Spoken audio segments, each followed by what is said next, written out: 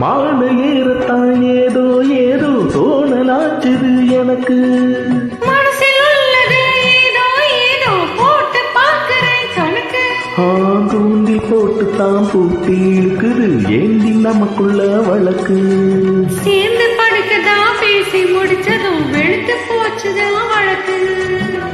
அத்தனையும் மொத்தத்திலே அள்ளி எடுப்பேன். அப்புறமா மற்றதெல்லாம் கேட்டு ரசிப்பேன். ஏறுனா இறங்காது மனசுதான் கிறங்காது. சிரிசினுக்கு எடுத்து போவ முடிஞ்சு வந்த போது பொண்ணு. மாலை எடுத்து வந்து சூடி ரசிக்க வந்த மாமன் நான் தானே. சீவி சீனுக்கு எடுத்து பூவ முடிஞ்சு வந்த புது பொண்ணே.